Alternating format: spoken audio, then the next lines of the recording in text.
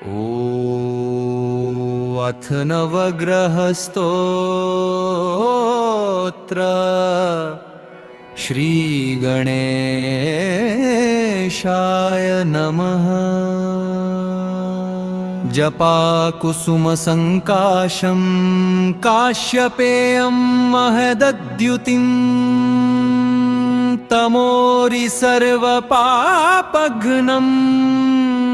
प्रणतोऽस्मि दिवाकरम्।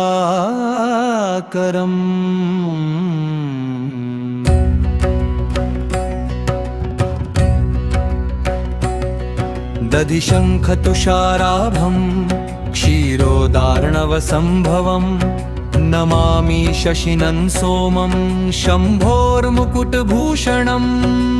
धरणीगर्भसम्भूतं विद्युत्कान्तिसमप्रभं कुमारं शक्तिहस्तं तं मङ्गलं प्रणम्यहम्।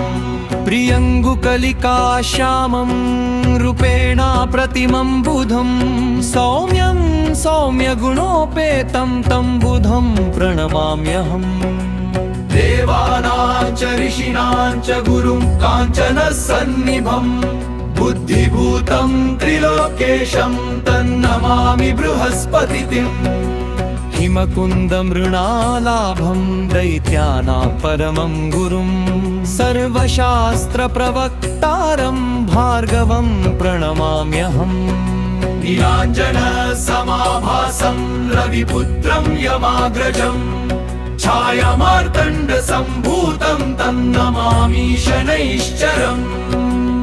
अर्धकायं महावीर्यचन्द्रादित्यविमर्दनं सिंहिकागर्भसम्भूतं तन्राहुं प्रणमाम्यहम्।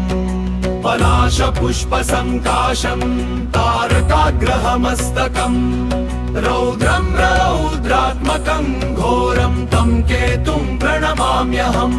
इति श्रीव्यासमुखोद्गीतं यः पठेत् सुसमाहितः दिवा वा यदि वा रात्रौ विघ्नशान्तिर्भविष्यति।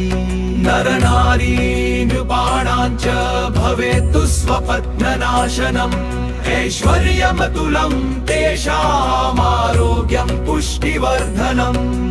ग्रहनक्षत्रजा पीडास्तस्कराग्निसमुद्भवा ता सर्वा प्रशमं यान्ति व्यासो ब्रूतेन संशयः।